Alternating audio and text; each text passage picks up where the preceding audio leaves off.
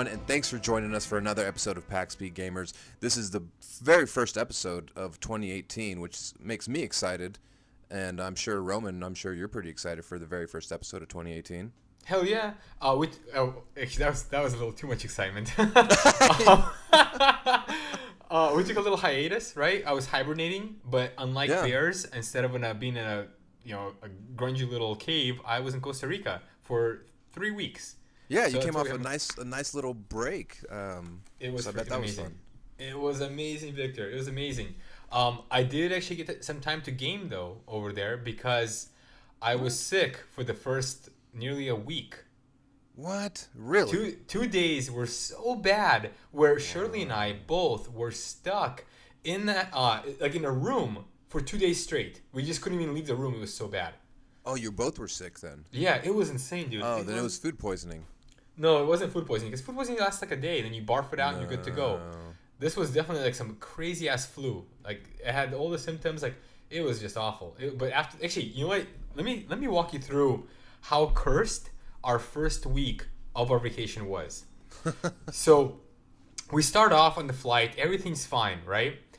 And once we get there, we get this horrible illness, right? We have the flu, and the flu like times 10, where I don't know if I've ever had a flu so bad before. My entire body was in pain, headaches, fever, nausea, you name it. I mean, coughing, sneezing, everything, right? Runny nose, sore throat. It was for both of us. It was just awful. But that wasn't it. We also had a rental car, which was hit on like the second or third day of us being there in the parking lot. So we don't even know who hit it. Oh.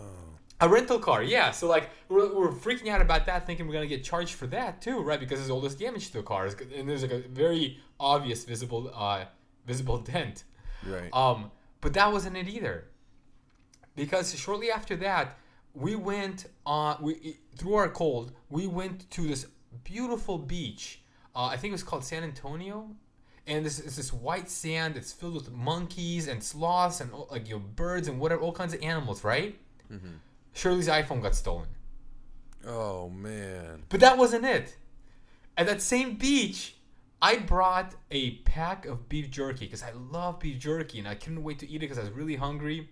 And you can't buy beef jerky in Costa Rica. They just don't sell it. A fucking raccoon stole it. Out of my bag. I locked my bag. I wrapped it. I locked it. Like zipped it up right. I didn't zip it. I had these little like I don't know what you call them, but like belt buckles on it. So I 2 belt buckles on it. I buckled it up. I wrapped it around a tree really tight so you couldn't get into it. Me and Shirley head in the water. We're having a good time. I look behind me, and there's this raccoon, and he's going through my bag. He opened it up, and he's going through my bag. And I'm like, crap! So I started running towards the raccoon through the water, and as I'm running towards it, it's just like sitting there pulling out the beef jerky. And as I get within like 5 feet of it, it runs about 5 feet back and starts trying to tear a package open. I grab a stick and I chase after it, and it runs up this little foresty area that I can't really get through without shoes because it's got trees and everything, like branches or whatever everywhere, and it proceeds to tear the package open in front of me, eat it, and look at me as it's eating my beef jerky, and I can't do a single thing about it. Damn, you got played, son. Dude, you got played by a raccoon in a foreign country.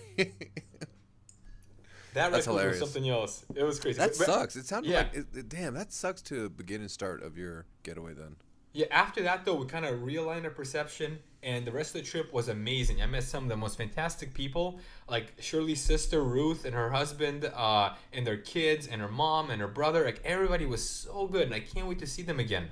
I really can't. Like, and I'm actually a pretty antisocial guy. Like, even though I do a podcast, overall I'm a pretty antisocial guy. But I really cannot wait to see those people again. It was a blast. Nice. Overall, it was great. And the best part, when we returned the car, they did not see the damage because we returned in the middle of the night. And they signed off on it, so we got away. Nice. So anybody listening, if you're returning a vehicle, try to return it in the evening time so that, should a dent arise, you can maybe mask it with the dark night. For sure. And so for today's topic, for today's episode, we have 2 topics, right? We want to talk about one, Mixer, Yeah. And well, streaming in general, but Mixer exactly. as the main focus because it's a new service, new platform, and the young buck, and we'll talk about what it has to offer. And then we're also going to talk about 3 big games. We each pick 3 big games for 2018, right? And is it 3? Wait. It's one like general, like multi-console. Yeah, well done. One console specific, and one big game that we think is going to be the biggest flop. Right. That's right. Okay. So 3 games each, right? Yeah. That's what I got. Dude, before we even get into that, can we please talk about 2 amazing games that came out in 2017 that I just played? Call of Duty and Forza.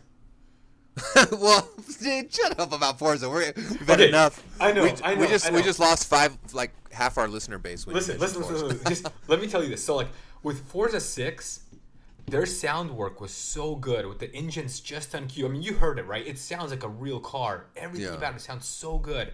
I really thought they had nowhere to go until I queued up Forza 7. And holy shit, dude. Have you ever been on a racetrack before? No. Not that I So, as you race on a racetrack, they're like on the turns and the bends, they usually have these kind of like ribbed edges where if your tire hits the rib, not only do you feel like the tum tum tum tum tum, you also hear very very noticeable audible like boom boom boom boom boom boom boom boom boom boom, right, to let you know that you're on the edge. And I've never heard it presented so well in a game before as I did in Forza. As I was racing down, I think it was like a Porsche or something, right? You hear that hard thud? Yeah, and here's the crazy part is on the audio, it presents it so well that you could almost feel it. Like feel your car like, right on the edge. And so you always know like we're right where the edges are. And the other part that was really good about the audio was the collisions. Where it's not only like this deep bass of a car being hit, but there's like a loud crash with it. So you hear like a like it's hard to describe, but the audio work is so well done on Forza. But that pales in comparison to how good that game looks. I was playing it on a 4K TV with HDR, and that is the only game since, I mean, God, if you go back to what like PlayStation 1, right, is when the games kind of started looking better on screenshots than they did in real life, right? This is the first game ever where I could say that it looks better in real life than it does in a screenshot. It's incredible. I've seen the screenshots of it, and it looks phenomenal. I think every time, but I think that with most games present screenshots that just look incredible, but then when you play them, they're not as good as the screenshots. But I think the Forza series has always lived up to the screenshots, if not surpassed them, because it's just such a beautiful game. And now, like you say, the 4K and the HDR treatment, I think it's obviously one of the better games visually. It's just visually striking. Dude, do you remember the controversy of Forza 5? I don't know what. So, Forza 5 presented these beautiful screenshots, right? Right when the Xbox One was releasing, they presented these gorgeous screenshots. And when the people got the game, everybody saw that it didn't look just like the screenshots. In fact, it wasn't close. And there was a lot of detail. I think there was some ambient occlusion and some anti-aliasing that was totally missing from the actual game that was clearly in the screenshot. So what you got was less detailed backgrounds than you got in the actual game. But overall, yeah, I think Forza just looks amazing in general. But this game, so they just did a lot of post processing on the screenshot side before, and exaggerated the game. Beyond what it was supposed to be, or even close. for sure. But and this one, and Forza 7, my God, it is amazing. And I think I remember reading that. It's not like Forza 5 even suffered though. It still did very well, I think. Yeah, right? And it still looked amazing. It just didn't look as good. Forza 5 kind of take off from Forza 5, because then it has Forza 5, then the first Horizon, and then it just kind of like launched, right? Forza 5 and the first Horizon. The Forza Horizon series. Yeah. So Forza Horizon series actually started on 360. No, but I'm saying that the actual franchise of the game seemed like it took off right around Forza 5, and then every game that no. No. The actual franchise really became a masterpiece at Forza 4.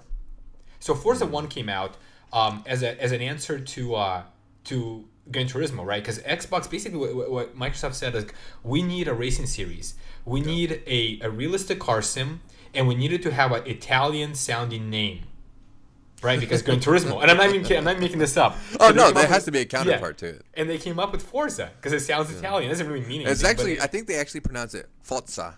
Forza. If you're a purist, right? If you're some British snob, then it's Forza.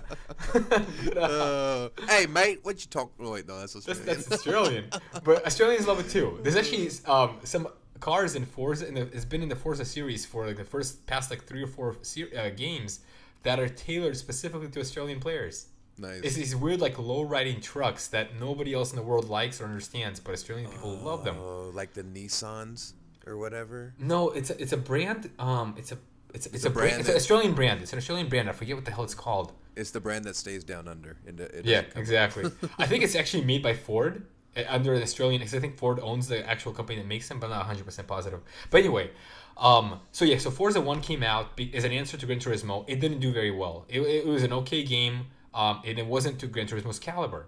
Forza 2 comes out, and it's very good, and it's a computer now, right? It actually can. It's worth it's bang for the buck, right? Yeah. Forza 3 comes out, and it just destroys the perception of how good a racing game can be.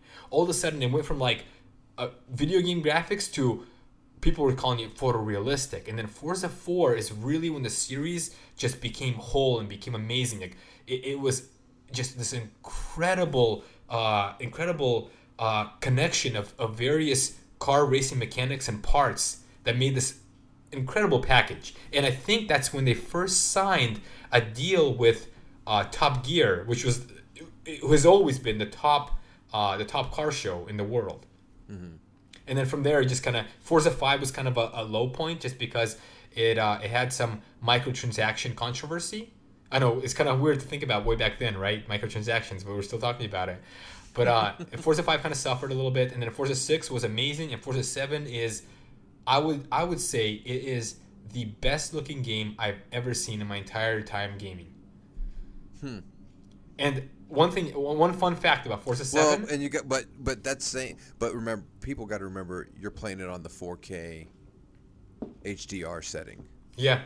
I mean, that's you haven't played very many games in that format, so I think once, but still, I played one. I played one other one only. The Witcher.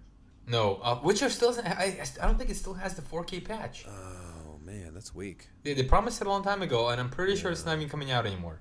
But the other game I played was Call of Duty. Yes, the World War II. Yeah, so as good as Forza looks, Call of Duty sounds. And I know you haven't played the single player still yet, right? I haven't. I've only done the multiplayer. Oh my god, you gotta try it. Just for the sound work alone, and the graphics too. The graphics are absolutely incredible. There are some pieces where Shirley was watching me and she's like, wow, that looks like you're playing a movie. Are they better than the multiplayer? Oh yeah. Because I have to say that the multiplayer graphics on that are really good. Yeah. And they if are. Those are really good, then I would imagine this. And I know, shame on me for not playing the single player because this one is supposed to be, not the best, but it's supposed to be a really good single player for the franchise. And a good story, Victor, and a good story. I finished it just last night, and the storyline is actually really good. Obviously it's not like the caliber of like some story heavy games like Uncharted or Last of Us, right? Mm-hmm. But holy shit, it's a good story. It actually made me care for the characters, and I wanted to see what happened next. But the graphics look so good. There are certain parts where you're just like, I can't believe how much is happening and how good everything looks. And you could see like all the little grains of sand on the beach and snow, and the detail in the uniforms is fantastic. But the sound work, dude, I don't know if they use like two different engines or what. The sound work in the single player is so superior to the sound work in the multiplayer. And for instance, like even if you could just tonight just go and play the the opening, the very first level, the opening like invasion of Normandy or whatever, like the beach, right? The beachhead. Yeah. So like it starts off with you guys in the boats. Just like we've seen. Well, don't spoil it for me, because now I'll start it tonight. So don't ruin what's the sequence of events. Dude, this happened like 70 years ago. Well, no, but I mean the game specific. I guess. Okay, let me just tell you about the sound work. So this won't be a spoiler. As you're on this boat heading in towards the beach, you hear gunfire, right? And it's like heavy cannon fire. And what you hear is like you hear a like, toof, boom, toof, boom. Like it doesn't sound just like heavy bullets flying through the air. It sounds like they're ripping through the fabric of space and time. Like it's insane, and it's you hear the sonic boom, the sonic boom of him, and just the. That's exactly what I think it is. I think that you hear the sound of it after the bullet flies past your ear. It's so good, and it's almost hypnotic. Like you just want to sit there and you just want to be taken in by the sound. Dude, it's really good. It's really good. Wow. But multiplayer wise, I've been playing it. Obviously, only the multiplayer, but it's fantastic, and I've just gotten so into it. It's really good. Yeah, I'm surprised I got into it too, because I mean, as you saw, like when we played together, I did pretty bad. I do bad some games, I suppose, but I just feel like I kind of feel like where I left off when I stopped playing it, which was back in Modern Warfare 2, I think, and. Every one after that I really didn't care for, so I haven't played the franchise in forever, and then this game came out, started playing the multiplayer immediately because that's what I was drawn to, and just such a good. I mean, I feel like the levels could be designed a little bit better, the level design. The spawning is a little glitchy at times. When you're either by an enemy or something like that, but the level work in general I think is very good. Yeah, I would say that. So I've played every Call of Duty game that's come out on console, and so that's been like Call of Duty 2 all the way to now, right? Every single Call of Duty game, and the first Call of Duty game on PC. So the only Call of Duty games I haven't played were the expansion packs on PC that way back in the day. But other than that, I played every Call of Duty game. So I played every major release, right? And I would say. This is the best Call of Duty game that's ever come out. Really? It's so good. Yeah, multiplayer wise, it's phenomenal. I love that. So I think one big thing that they did that Battlefield missed the opportunity on was that even though it's set in the old times, they still let you upgrade the weapons, right? You can still unlock the little like scopes and handles and whatever, which is so nice because that gives me something to kind of shoot for, right? Like there's a target that I wanna achieve. Mm-hmm. Which I didn't really feel like I had in Battlefield, because what you got was like crates once in a while, and the crate could have like I don't know what the hell the crates even had, like a sticker or whatever, whatever, right? Yeah. I don't know what the. Put that on the side of your barrel. Yeah. Hey, by the way, so while we're on the subject of games, and I'm sorry, we're still like not talking about Mixer. No, of course. Did you hear about the rumor about Perfect? Have you played Perfect Dark on Nintendo 64? I can't recall that I have, but it's a game that I know of, that I'm familiar with, and but I did hear that. Well, I think it's more than a rumor. I think I heard that it's actually in development and maybe announced at this E3 or something. So that's the rumor, right? That's because it hasn't been confirmed yet. Yeah. But so give you a little background. Perfect Dark first came out in Nintendo 64. It was nearly a perfectly reviewed video game by everybody. It was just amazing. It had so many options. This is when you can set your own AI and their own habits and traits. My friend Jared was actually telling me about this game. Yeah, and the complexity of it and how in-depth it was and how amazing it is. Yeah, and the whole game you could play co-op with a friend. This is back in Nintendo 64 days. The whole game you could play co-op with a friend. But not only that, you could also set it to where if you wanted to, your friend would spawn as one of the enemies and play against you in a single player level. Nice. Yeah, so it was this phenomenal game in Nintendo 64. Then it came out in 360, and it was okay, right? And it went from being amazing to okay. And now there's a rumor that it's being developed. You play as a girl, right? You play as a girl, and she's dressed in like all black. I don't know, leather maybe. Are you thinking of porn? No, well, that too, but I think I have played it. It's just very vague. She has a whip as her sidearm. No, her main weapon is her massive implants. No, I'm just oh gosh. Anyway, so what the hell is I talking about? Oh yeah, so this game is rumored to be in development again. And did you hear who it's rumored to be developed by? Rare? No, because Rare's busy with Sea of Thieves, which is going to be launching in March. Yeah. We'll talk about that later, though. Yeah, which is looks amazing. But it's rumored to be developed by Coalition, which is the guys behind Gears of War 4. Oh, but it's not. It's going to be amazing, right? And it's going to be a third-person game, rumored to be. But it's also the rumor is that it's being co-developed. So it's Coalition and presumably somebody else guiding them, possibly Rare, maybe giving them maybe like as a consultant on because Rare developed the original games, right? So maybe a consultant on how Perfect Dark should feel. In any case, I'm super excited about this game. I love Perfect Dark. I played both of them. So I mean, the second one was good. It was not a bad game. It was only good though, and it came out alongside Call of Duty 2, which was amazing. So probably got overshadowed by just that game. Yeah, for sure. And one thing that Perfect Dark did really well that I haven't really seen in other first-person shooters or many games in general was when you put the difficulty in the single player. When you put the difficulty up, it doesn't just make the enemies harder. It also gives you extra objectives to fulfill. Mm-hmm. Right, so the game becomes deeper as you take on different difficulties. It's really cool. But anyway, what do you say we smoothly transition into Mixer or video streaming? Yeah, so I mean, it's a thing that's been growing for quite some time. Streaming your video games, right? You want to get out there, and some people are very successful at it. Some people enjoy doing it just for fun, and some people make a lot of money off of it. But whatever you do it for, there's always a platform that you might choose.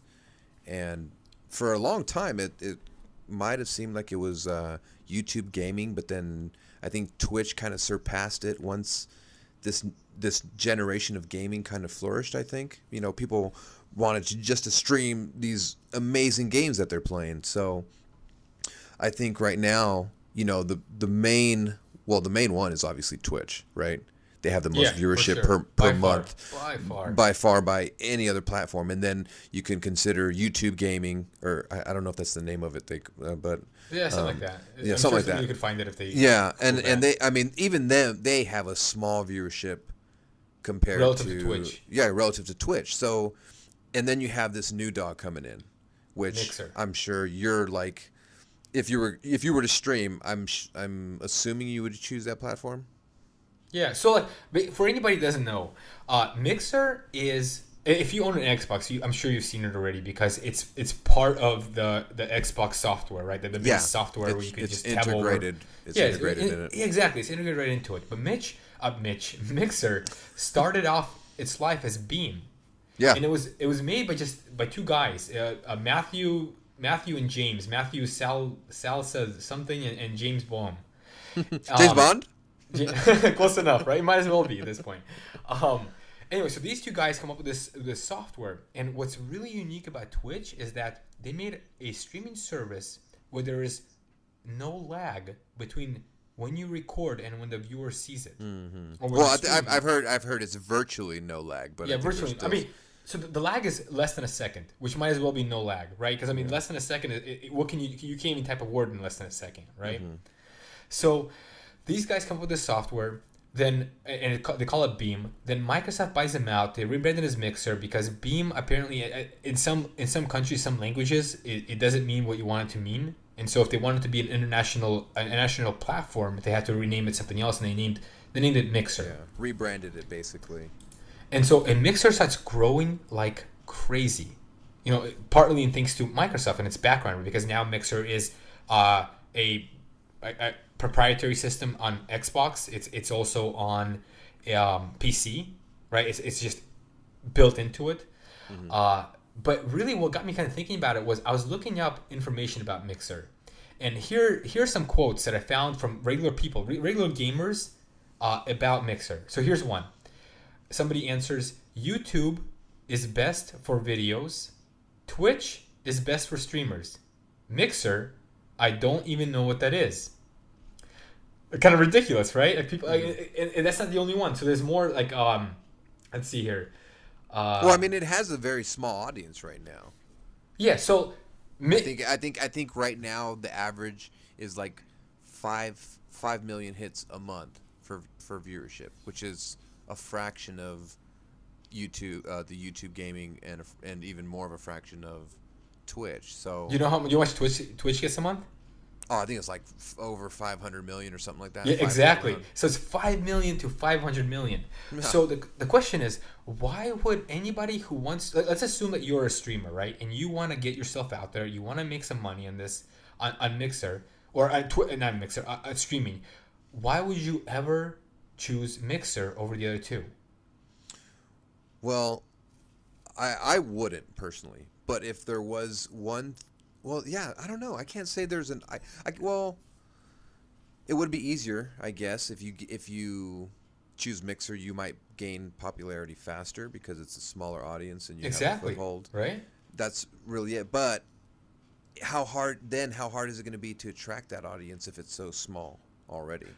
So the first thing is that to make money on Twitch or YouTube requires more views than it does on Mixer. So Mixer has a lower bar for entry. Yeah. Because it's a lower. Well, obviously because they're new and they want to attract. Exactly. Yeah. So you could. That'll change though, I would assume. Oh, I'm sure. Over time. So yeah, if you're new, jump on it right now. Yeah, and so the other thing that's really cool about Twitch that I think. That Mixer, that Twitch. See, just admit it. You know Twitch is the superior platform. Just admit it. It's superior numbers only. Here's so I don't know if you know this, but here's one thing that's really cool about Mixer that Twitch and YouTube don't have, and it's interactive streaming. Co-streaming is one. That's actually one really cool too, where you can actually, like me and you did, right? We had one stream for both of us that somebody could watch at the same time. But that's not even the best feature. The best feature is interactive streaming. Yeah. Have you seen this?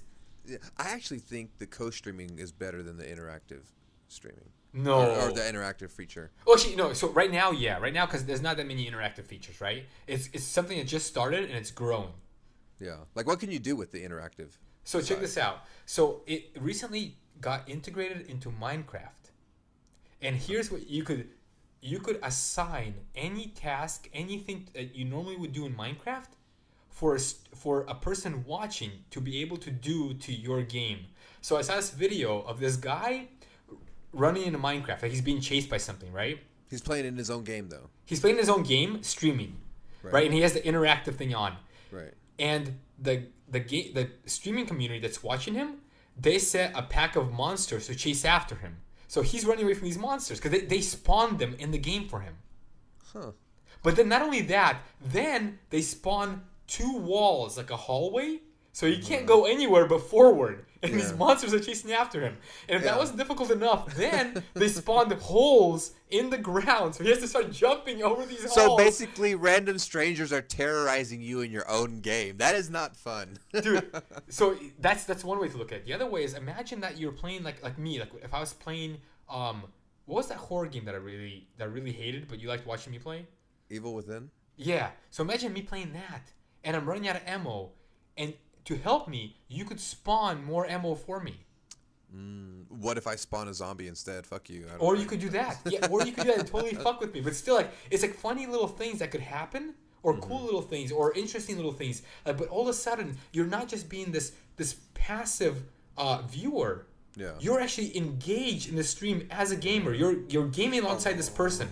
You know how I think people will monetize on that? You will obviously have to either be like once streamers activate that feature in their particular stream, and they're an established streamer or whatever, they would have like a subscription service. Like if you want to be able to influence my game, you have to be a monthly contributor or something like that. Say like Patreon or something. You know, if you're a subscriber and you contribute, you know, you're on the $5 plan, then you can influence my game by having that option. So that's a good way, and that's actually really a fun. good. That's actually a fun way that I think. It'll make streamers want to stream into a game. Oh, he's about to jump on and stream. I'm going to jump in there so I can, alter his game either for better or worse.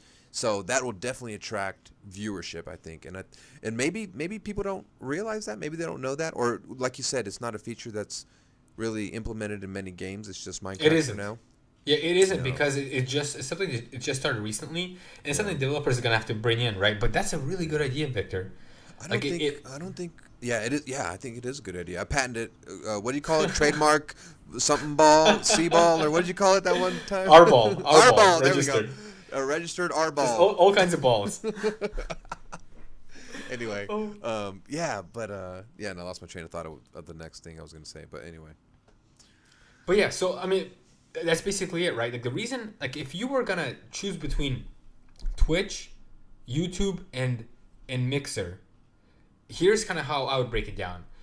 YouTube it's in the middle ground. It's comfortable where it is, but YouTube also isn't.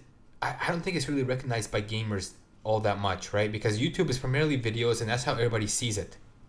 So yeah.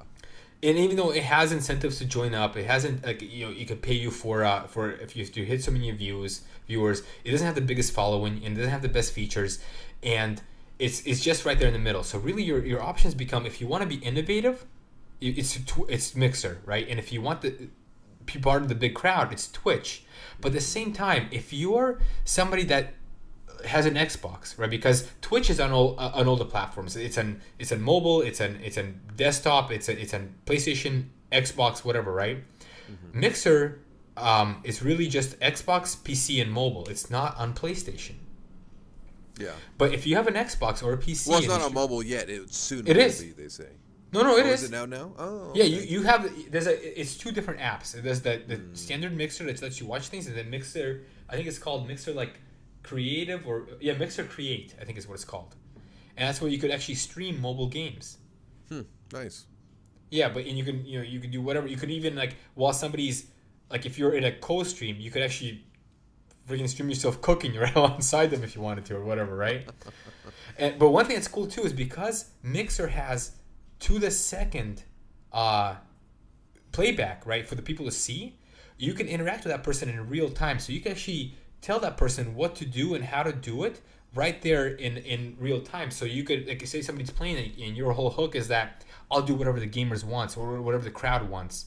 You can play it that way when you couldn't play in Twitch, and it gives you a lot more freedom as a streamer to kind of get player feedback and work to the crowd that nobody else offers. Also co-streaming, and then there's that lower bar for entry that might be really good for a lot of people. In fact, maybe we should try it. We should actually get out there and start mixing.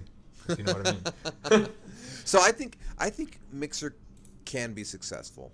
I don't think it can be successful as Twitch, mainly for one reason that I can think of right now, and it's the fact that it's not on all platforms, considering PlayStation, right? And let's just say theoretically, this is just an arbitrary percentage. Let's just say, Xbox controls 50% of the market and PlayStation controls the other 50%. And you have Twitch that can stream from both. Now, when you use a proprietary platform like this, like Mixer, that doesn't work on PlayStation, you remove half of your target audience, which is gamers. So I don't think Mixer will ever have the audience that Twitch will have.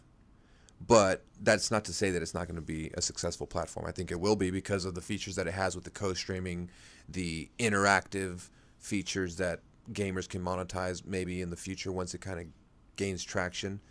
But I think overall it's gonna be hard for Mixer to actually get big over time. I think it's got a long road to travel in my mind. I'm gonna play the devil's advocate for a second. Yeah. Do you remember Netscape Navigator? No. That was kind of like the first internet engine, right? Where you could actually go online. One of the first. And it was the first, at least, really popular one. And that was the shiznit when it came to going online back in the 90s. Yeah. And dominated. It absolutely dominated until Microsoft entered the fray. And when Microsoft came up with Internet Explorer, all of a sudden nobody cared about Netscape. And it was because Microsoft, one, it has the wallet to back up anything it wants, right? It's one of the wealthiest companies in the world. And two, Microsoft has the integration.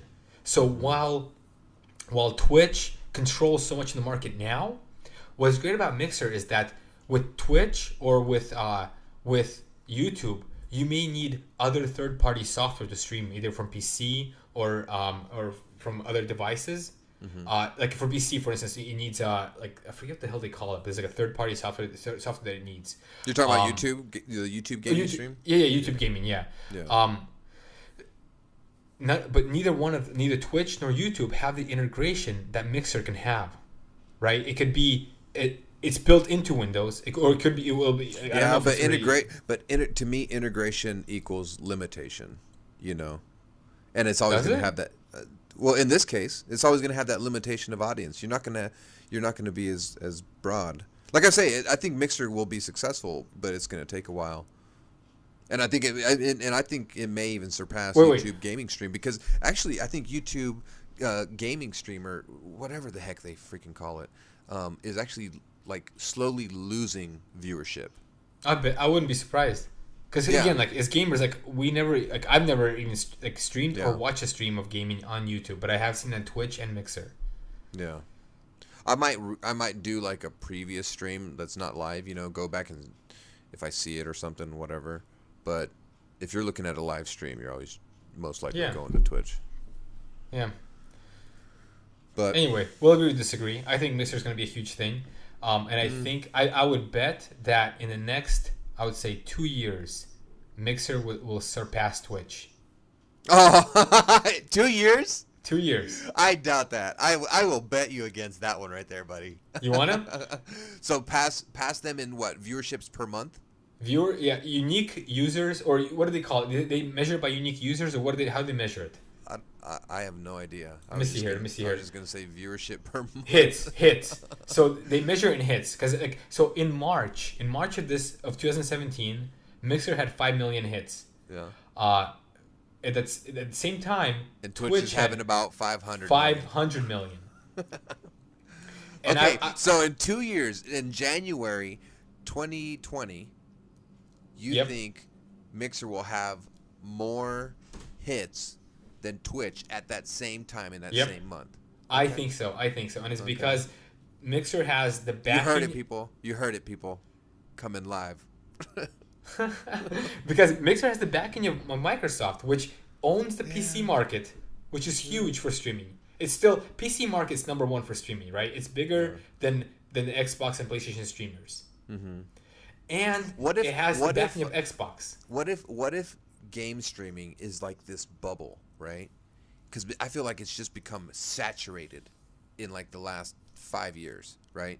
Just this saturated bubble of just everybody wanting to stream games. And this bubble is just going to burst, and people are not going to care to look at streamers anymore. I mean, that whole thing of looking at people stream games is kind of, you know, blah. It's like, you know, whatever. It was a fad. And when that happens, Mixer would have never even been established, and then it just fails. Only Mixer fails, or all of them? They all go away. They all go away. Then obviously. Neither one of us win. Neither one of us. Touche. Here's what we're gonna do. We're gonna bet. So in 2 years, in January of 2020, if Mixer wins, you owe me a burger at Jack's, which is a restaurant in Issaquah, and it makes amazing burgers. I'm down. And if you win, I'll do the same thing. They make I don't know if you've ever been to Jack's, but it makes I've never been there. So you got me excited now. All right, there we go. I'm gonna build the hype up over this burger for the next 2 years. A 2-year bet. A 2-year bet for a burger. That's like $15. Oh man, that's funny. Should set a reminder on my calendar so I don't forget. There you go. Yeah. So the next topic, we're going to be talking about the most anticipated games for Roman and myself for 2018 coming up. And I think 2018 has a lot to live up for, because I think 2017 offered a lot of good games. Like, I think it was a very good year for gaming.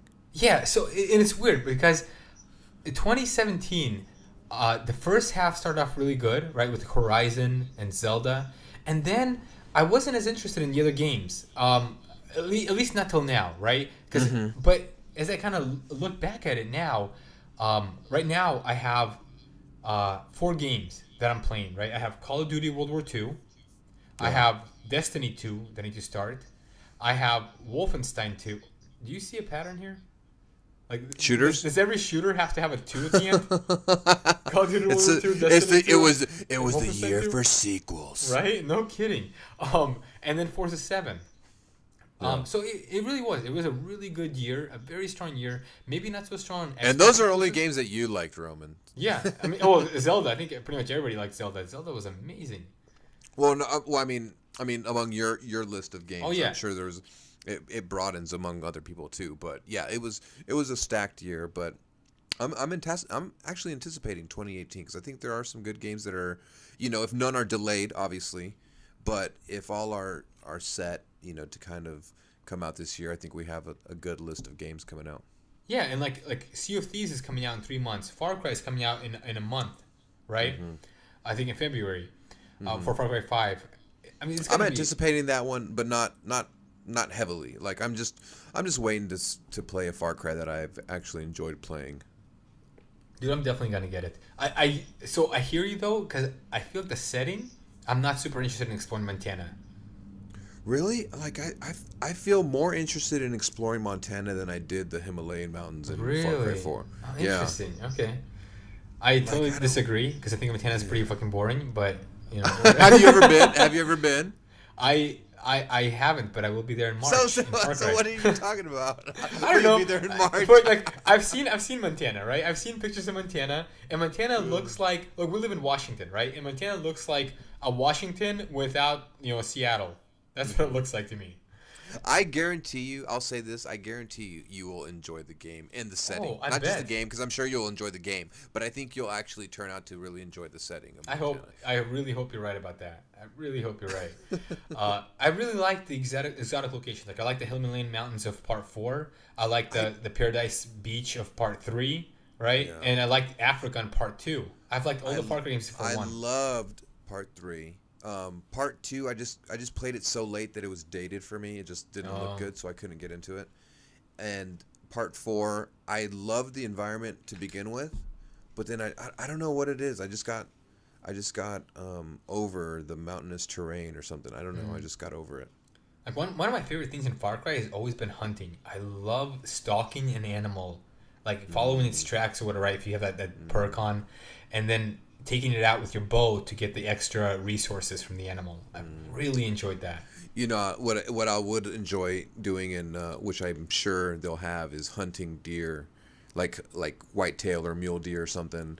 Just hunting deer. I bet that'd be dope because I used to hunt when I was younger with my grandfather. So that might be a little nostalgic, something I can relate to. That's cool. Did you ever you and I fished before, right? So we both know we like fishing. There's fishing in the game. Is there? There's like an in-depth fishing mini game in it. It's supposed to be you have to get really good at. It's really cool. I saw like videos of it. Yeah, it looks really good. It's not just something simple where you just throw in a fishing pole and pull out a fish. Like there's a lot to it. Where you actually have to fish for a fish. It's pretty cool. Nice. I think in this one you'll be able to co-op on the main missions too, won't you? Yeah, I think so. Which will be the first. We'll have to get it. Anyway, we digress. Oh yeah. So best games, most anticipated games of 2018. Do you want to start off with your multi-platform one? Your number one multi-platform one. Multi-platform one? Multi-platform. Let's start with that. Oh my God. Let me pull up my list because Okay, how about I'll start. I'll start while you do that. So my number one multi-platform one probably isn't a surprise to you. Metro Exodus. Oh God.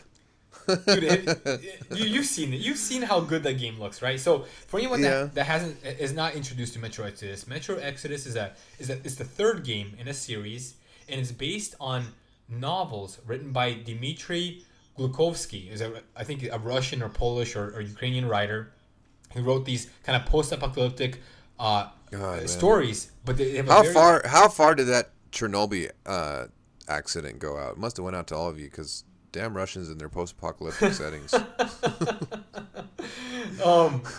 Dude, what about Fallout?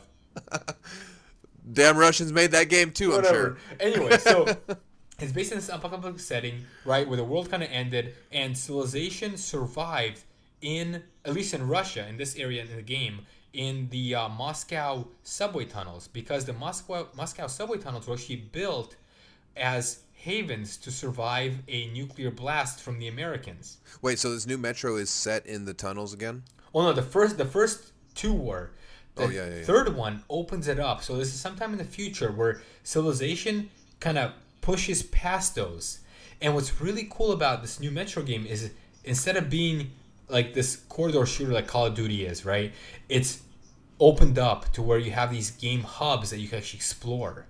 So it's like semi-open world.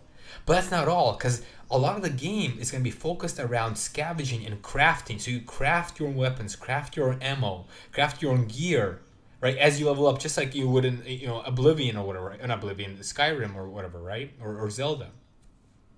And then the other cool, really neat thing is that the whole game mechanic in these not game mechanic, but the whole game world in these hubs is based kind of on a realistic what if lifestyle situation for animals, right? So like the stronger like carnivorous monsters will hunt the weaker ones, and there's a day and night cycle that different monsters may be nocturnal and they'll come out at night, and the different ones will be a day, and maybe like there'll be different things that happen during these times and certain missions during some times, kind of like Far Cry, right? Except the game looks absolutely gorgeous. Mm-hmm. And then there's the other thing that's really cool about it too is that there'll be a consequence system. So your decisions should factor into how the game plays out. So you have this exploration game where you level up your gear like an RPG, where you have a consequence system like, say, maybe like Mass Effect or whatever, where you interact with players or NPCs in different ways, and you explore a semi-open world with different hubs. And if you saw the previews, it looks so smooth and so gorgeous. I mean, it's definitely one of the best looking games of 2018, I think. And are they previewing it in 4K? Like for the previews that you see on the internet? Yeah, like when is there like a disclaimer, this isn't displayed in 4K or I don't know. I mean, I'm watching it on my monitors, and my monitors, it's kind of weird. It's above 1080p, but it's below 4K, so it's like right. 1440. Whatever the hell it is, yeah. Yeah. So I'm not seeing it 4K. I'm not. But man, it looks amazing, absolutely amazing. So what's your? That's my multi-platform biggest. Your audio sounds different all of a sudden. Really? Does it still sound different? No, it might be fine now. Yeah, damn right. Anyway. Okay. Anyway. So my most anticipated game of the year. And you can't relate to it because you didn't even play the first one. It's probably gonna be garbage anyway. Probably some PlayStation garbage. No, it's the multi-platform, right? Oh yeah. Multi-platform garbage. It's gonna be. Okay, go ahead. Thanks. It shows how you respect my opinions. Red is gonna be Red Dead Redemption 2. Oh my god, I'm so excited for that game. What? You say you never even played part 1, and I never played part 1, but man, I am so excited for part 2. And every time like even an ounce or a rumor comes out, I'm really, really looking forward to it. First of all, it looks amazing, and two, I can't believe you've never played part 1 because part 1 is amazing. Yeah. And I don't think it's aged terribly. I think if you were to go back to it, I mean, you can tell it's an older generation game, but I think it still looks decent enough to give it a playthrough. But I wouldn't play it through though this close to part 2 coming out because you don't want to really like soften the experience of it. I think you can just especially since part 2 doesn't really. I think it takes place before part 1, so I don't think there's really.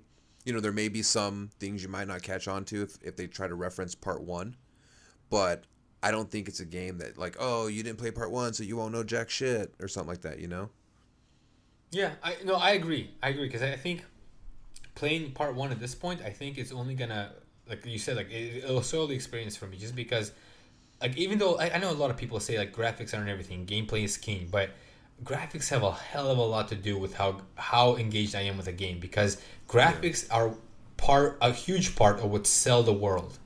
Mm-hmm. Well, they're one of the things that take up most of the budget in the game. Graphics, probably the acting, and if you get like some big maybe even the marketing, depending on how big the game is. Oh, yeah, marketing is always big, especially for like a Halo or something. Yeah, its marketing is huge. Oh man, yeah. I just think it's going to be a fantastic game. Part one, it's Rockstar game. They're an established company. They're going to make a good game, right? And they kind of follow that consistent mold of the games that, all their games are consistent. Max Payne, Midnight Club, Grand Theft Auto. They're all kind of have a touch of arcadiness to them. Yeah. But I think with the Red Dead Redemption, they're a little bit more realistic, and especially with this new one, just the graphic quality that they're really putting into this one, because the previous one could be like a graphic quality-esque Grand Theft Auto, but Western. It was still kind of the same. But this one, I think they're really putting a lot of effort to making it look good. I'm sure the story's going to be in-depth and capturing and immersive. And I think the gameplay is still going to be very fun. And the multiplayer was fun, too, especially if you have friends. Man, like, the multiplayer was team deathmatch and Red Dead? Stuff like that. Yeah. Oh, by the way, did you hear Grand Theft Auto 5, which came out years and years ago, has just broken its own record for the most players it had on multiplayer? Really? Yeah, how crazy is that? Like, it just recently broke its own record. Just this past month. Wow. So that goes to show you it's still peaking, dude. Which is surprising. Like, every time I like see something that, this new game mode that's going to come out, like, what the hell? People are still playing that? It's crazy, right? It's crazy, but it's outdestined Destiny, right? Where like Destiny's supposed to be this huge game that's supposed to last 10 years. Grand Theft Auto Online is what Destiny always wants to be. It really seems that way. It's crazy. But but no, I agree with you completely. I think Red Dead's gonna be amazing. Dude, it's one thing. I just realized it. Grand Theft Auto is almost like a service game instead of you know what I'm saying? Absolutely. A service to play. Absolutely. Because you can buy those shark points or shark whatever, like money or currency, and then use it for whatever in game. So, dude, it's totally a service to play. A game is a service. Yeah. It's kind of transformed, and I think it did it under the radar. Now that I think about it. It totally did, because it came out without that feature. God damn it, we've discovered you. We're on to you, Grand Theft Auto. But yeah, I agree. I think one thing that sells it to me too, because when you and I both talked about Grand Theft Auto in the past, neither one of us really loved Grand Theft Auto, and to me, it's because walking like through the Grand Theft Auto, the city of Grand Theft Auto, is much like walking in real life, right? It's just a city filled with people. And I'm not super interested in that, because I want to be sold on an adventure. I want to travel. When I play a game, I want to travel to a place I can't travel into in real life. And that's what Red Dead Redemption will do for me. Whereas Grand Theft Auto can't, because it's just another city. Mm-hmm. Yeah, I think Red Dead Redemption is just... I think, to me, that's probably their most... my favorite game from Rockstar is that game. Mm. I never played it, so I can't comment. And I hope the world is just as expansive, if not even more expansive than it was. But just the world is just so beautiful. You would think, like, there's not very many Western games, and even the games that are out there, there's not very many of them that are well done or good. So this one really takes the cake, I think, for all Western games. Considering it's from Rockstar, you would think that they would, like, it has a more serious tone to it than their other games, I think. You like Western movies? That's the thing. I've never really cared for them. Me either. I mean, like when you scroll through TV at late night and you see the old John Wayne flick that you pass by, I don't like stop at it. Have you seen 3:10 to Yuma? Like the redone, the one with Batman, Christian Bale and Russell Crowe. Yeah, I love that movie. Yeah, so I totally on board with you. I don't like Western movies much at all. That was an incredible movie. Well, the story, like the just the story of that movie, of that father, trying to get him, like, just that whole journey. Yeah, that's what it is. It's a story that can traverse time, right? It's not just it doesn't have to be set in a Western. It can be set in any time It can be set now. It can be set in ancient times, and people will still get it because it's not about like some cowboy trying to get, his $2 so he can buy a hooker later or whatever the hell cowboys did. No, that's exactly what they did. Right? Play cars and get hookers. It's about a father and his son and him trying to prove himself, right? Yeah. Man, father trying to prove himself because he lost. He lost his leg. Taking his son along. I think his son snuck along. Yeah, that's what it was. Yeah, and then in the end, he kind of goes out in a blaze of glory, and it I don't want to spoil it, but it's a very honorable movie when it finishes, and it just has a great story. I would suggest everybody to watch it, even if you don't like westerns, because it is a very well done movie, especially Russell Crowe and Christian Bale. Yeah, both of them are top-notch actors, and I really like Russell Crowe. Ever since Gladiator, my favorite movie of all time. Freaking yeah. I was kind of disappointed in that one movie he made, like that was reference to the Bible. Noah's Ark or whatever. Yeah, that was bullcrap. Yeah, it was weird, and then how it added all these mythical creatures in the end. I mean, it was. I get what they were trying to do. They weren't trying to like. Yeah. Anyway, whatever. We went off subject, but Anyway, so let me jump right into my number one anticipated game for the Xbox. Okay. And this is Victor. This might surprise you. I feel like I might know what it is. But You might. So you know me. You've known me for a very long time, and like in this whole time you've known me. How many times have I been excited for an indie game? Never.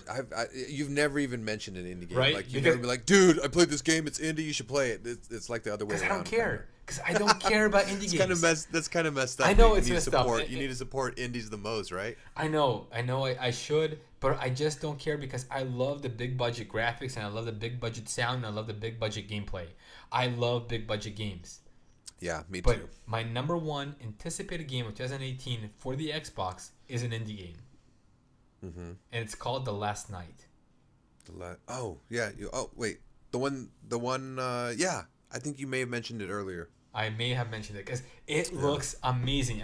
For anybody who hasn't seen The Last Night or hasn't seen the previews or screenshots or anything, The Last Night is a mix of like 2D gaming with pixel art that marries itself with Blade Runner aesthetics. It is gorgeous, absolutely. And gorgeous. who doesn't like a good Blade Runner theme, right? Probably some girl.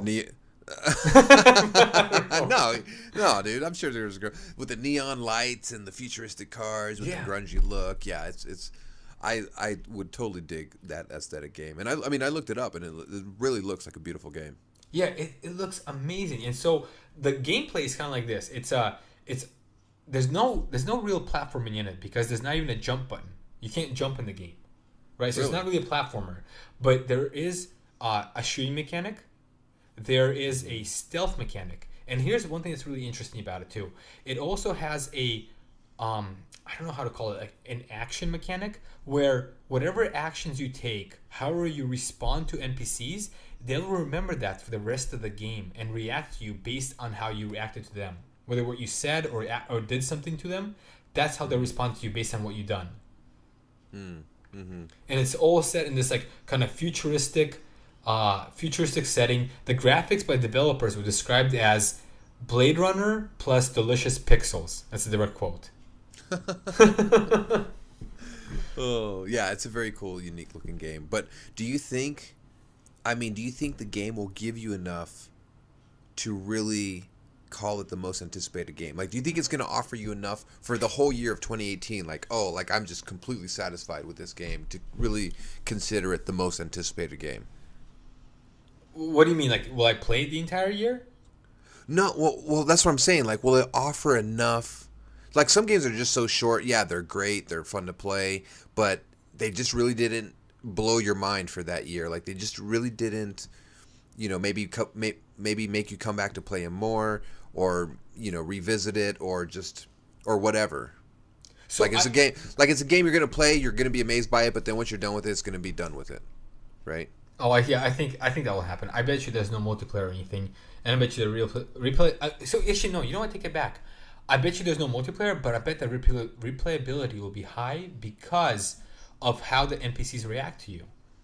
And so you could go back and you could see like you can react differently. Yeah, so what would happen if this happened, right? And I kind of go back. So even if it's a short game, it'll have more replayability just because you never know what could have happened in its place, like in the place of a different action. Yeah. So that's my number one game, just because one, it looks amazing, and the premise of it sounds so freaking good. I can't wait. Yeah, I love the tone that they set in the video. It was just this very dark. I mean, I would suggest anybody just to go look at the reveal trailer. I think it was revealed 2017 E3. Yep. And it's just a very dark tone, Blade Runner stylish, like Roman said, and it just kind of keeps you wondering like what it has to offer, and what the story may be, if any. Yeah, so if any, there's gonna be a story. Come on. Yeah, There's yeah. gonna be some story. Sometimes the story is just pure dialogue between a character that you run into on the level or something. Even Pac-Man had a story. His story was that he was addicted to pills, and he just wanted to eat as many pills as he could. Right? Right, he's a drug addict pretty much. That's exactly what it is. You're playing as a drug addict who just wants to get more pills. Yeah, that's funny. Dude, what if Pac-Man really is that? So check this out. What if Pac-Man is a schizophrenic who's addicted to pills? Schizophrenic? What? You said schizophrenic. Oh, God damn Schizophrenic. Schizophrenic. So what if Pac-Man is this crazy person, right? And he's addicted to these pills, and these ghosts that are chasing him are actually doctors that are trying to restrain him, and he's stuck in a mental asylum, and he's running through these hallways trying to escape from them. But there's no really escape because all the real doors are locked, and that's why he keeps going in circles the entire time. You just blew my mind. Dude, Pac-Man Part 2. The escape from a mental asylum. Escape. Anyway. It is weird that it's always the same environment, right? Just the same, like, walls. It's like... And you can never get out. It's just you going in circles. Part 2 would be him escaping out of the building, but then there's like this hedge maze that he like runs into, and he's in this hedge maze for like another 30-40 years until he breaks out of that, and then he's like in the parking lot of the fucking mental asylum. Oh man. Dude, that's crazy. What if Pac-Man really is that? You don't even know. I don't know. Anyway, what's your number one? So my most anticipated game for exclusive, since we're talking about exclusive now, is going to be Days Gone, the open world zombie game. No way. Wait. Hang on. The PlayStation guys' number one exclusive game is an Xbox exclusive. No, it's a PlayStation exclusive. Oh wait, the other one. I thought you meant the other zombie game. God. No, Days Gone. Oh, you're talking about can't even think of it. World War Z or no? What? No. What the hell is it called? You don't even know. You're an Xbox guy. Wow. Anyway, I'm looking forward to that game, but not that much. Days Gone. I mean, an open world zombie game, and yeah, I know. Zombie games are saturated, blah blah blah, and I totally agree. There's way too many zombie games, but every zombie game that's out there sucks ass, literally. No, Left 4 Dead. That was really good. I mean, it was short, but that's not like it was really fun. But that's more like a fighting off waves kind of thing. Like it's not like zombies. Yeah, it was zombies though. But I mean, you can copy and paste that with anything else. You can copy and paste that with Nazis running at you, or copy and paste that with dogs running. It's just waves of zombie. Like Dude, what if you copy and paste that with women running at you? Would you still fight them off? With my dick. But anyway, I want like an actual like living in the world of the zombie world, right? And I think this game will offer that. And I think there's really only one trailer for it, which is a gameplay trailer. No, there's two. There's two. Oh, the cinematic and then the gameplay trailer? No, actually there's three then. There's the cinematic, right? There's the gameplay trailer at night, and there's the gameplay trailer at day, where it's the same exact environment, but different things happen at daytime. Oh, see, and that's what I love about it. So in this game, there's supposed to be a variety depending on the elements of the environment. There's supposed to be consequences to your decision. There's a tactical element when you're when you're, say, in an area and you may trigger like a zombie horde to come at you. There's different methods you can use to elude them, escape them, kill them. It's just it just seems to offer, from what we've seen so far, this element of replayability that's going to be very good because of the different things that you can do, depending on the circumstances, day or night, for example. And I just think it's going to be, and I hope that it's a well done zombie game. And the story, you're this bounty hunter, and it seems like you may have lost the love of your life, so now you're just kind of like a nomad, maybe doing odd jobs, trying to survive, encountering different clans, and I just think it'll be a very good game to try out. And it's by Sony Interactive Entertainment. They kind of bring out some good games every now and then.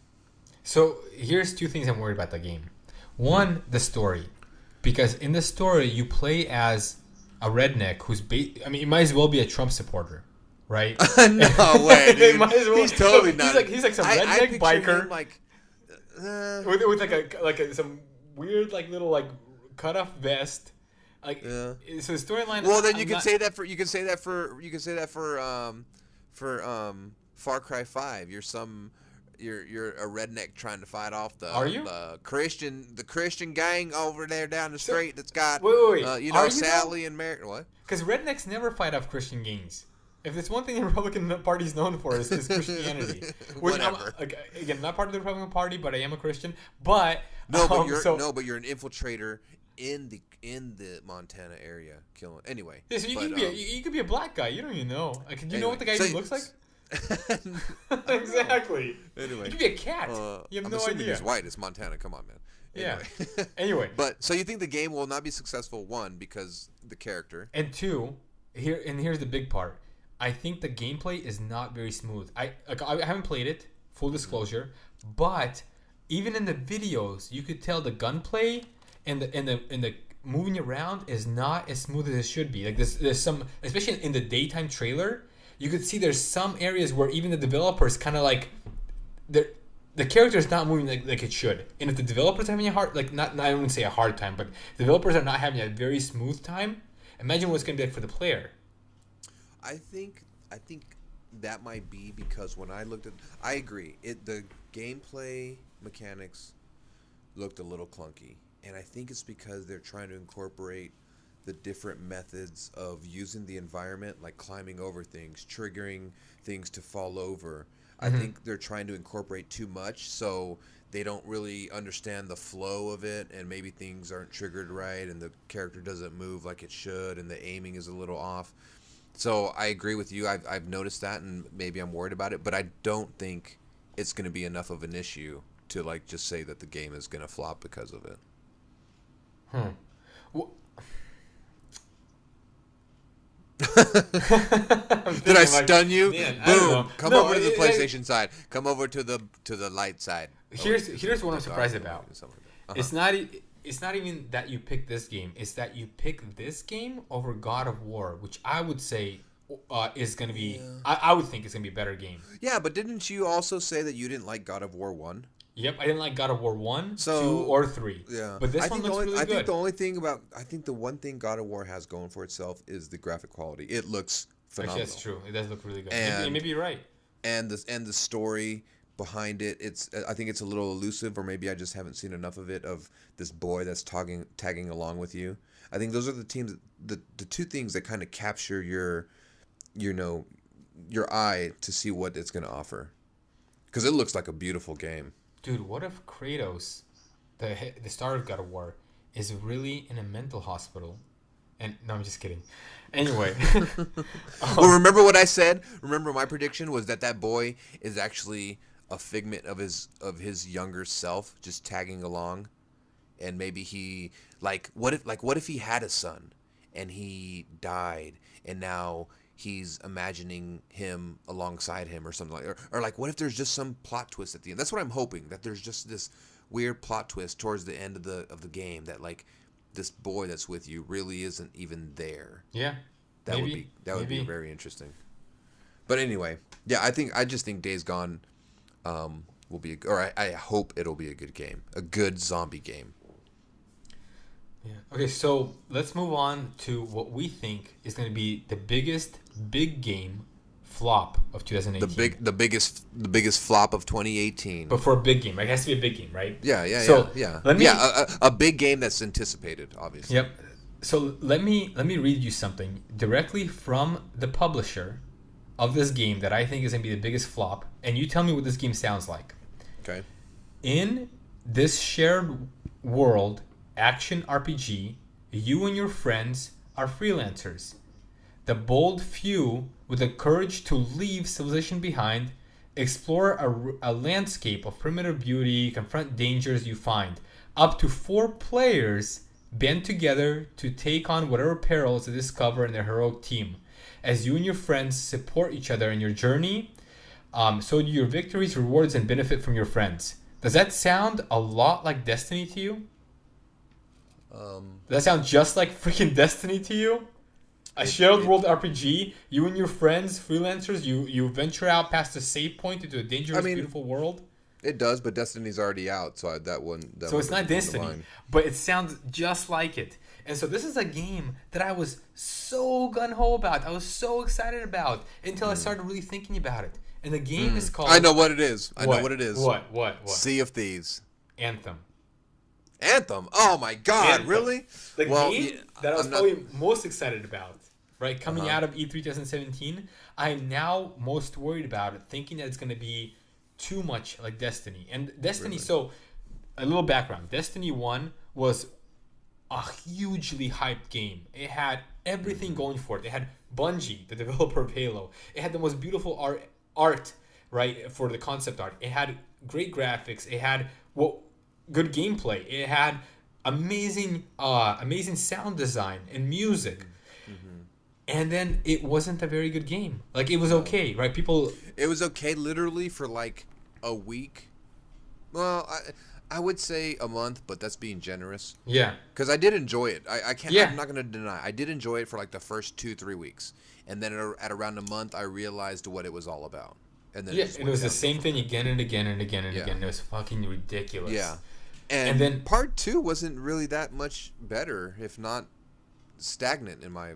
You're absolutely right, because on IGN, I've been listening to Fireteam Chat, which is a podcast dedicated exclusively to talking about Destiny, and I listened to the first 4 podcasts from them today.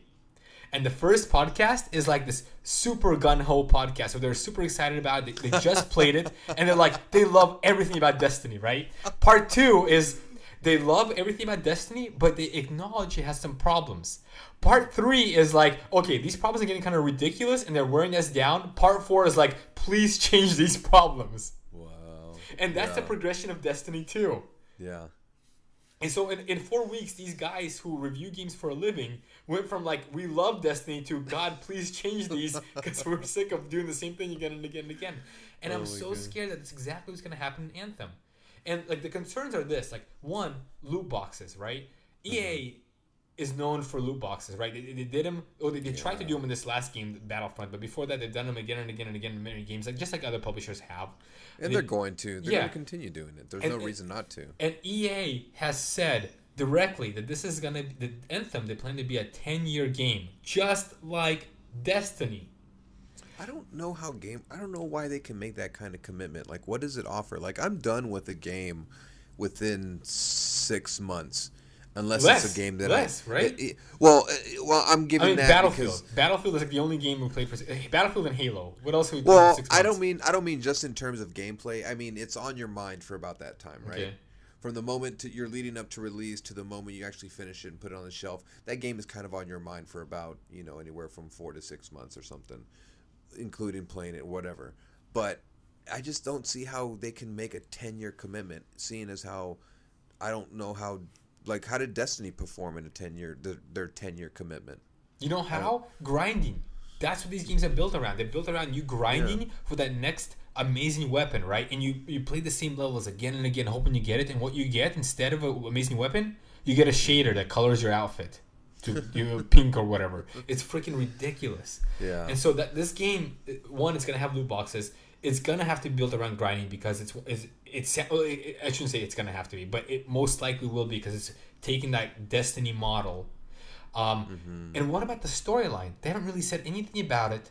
All we know is like these guys are on the verge of collapse in a civilization. They have to venture out to try to save it, just like Destiny, which again had not much of a story at all, right? Like you don't even know what the hell you were doing. You just knew these guys who had to venture out past this like orb that protected you.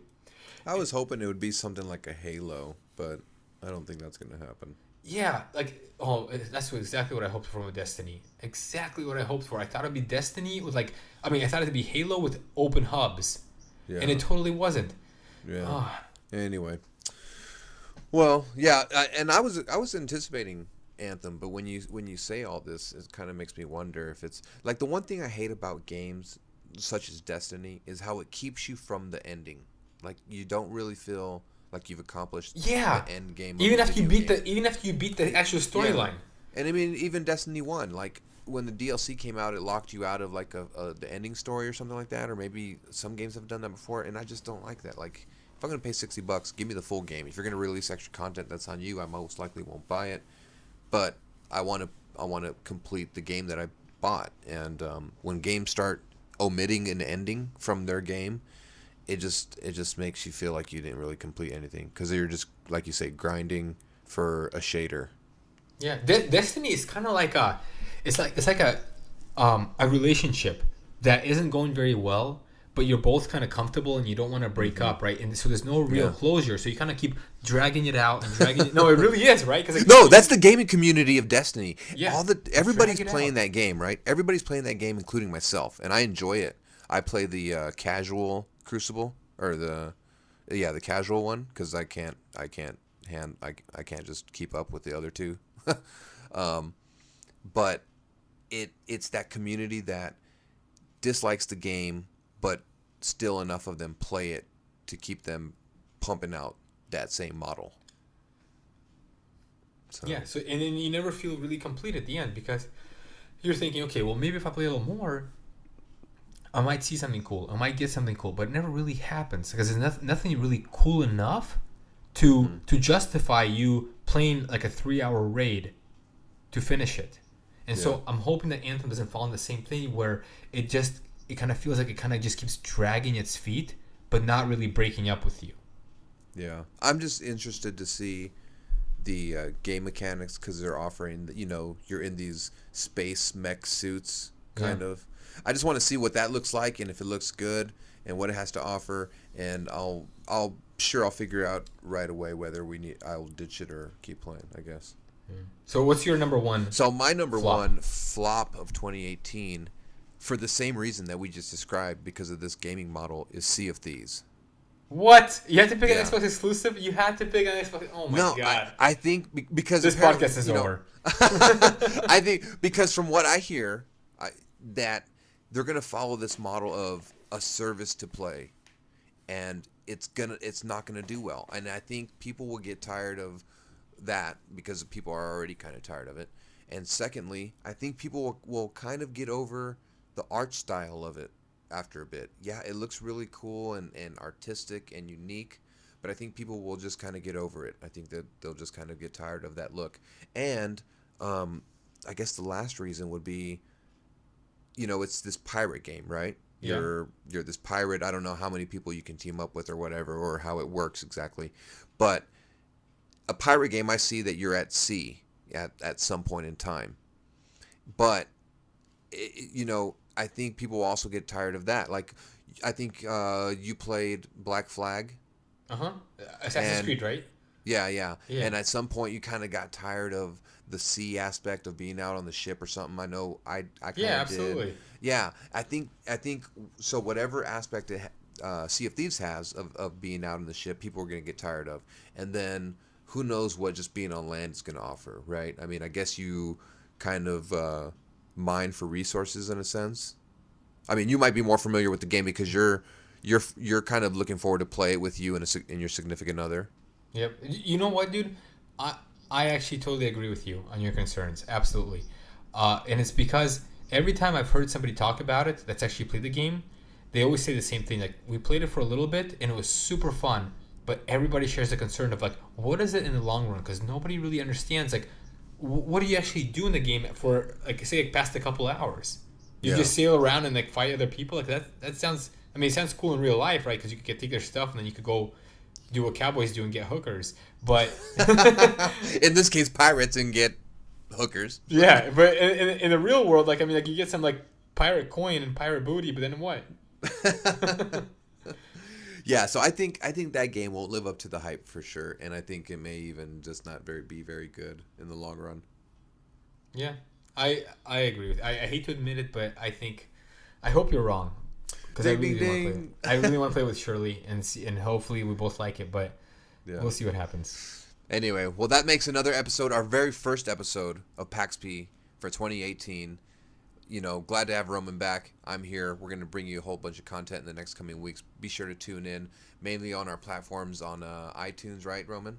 Yeah, iTunes, SoundCloud. And then if you guys ever want to reach out to us, we're on Twitter, we're on Instagram, and you could always email us at PAXPgamers@outlook.com. Yeah, and Podcast Addict or Stitcher, any podcast app that you may use to listen to podcasts, you search for us, we're going to be on there. So thanks for tuning in. See you guys next week.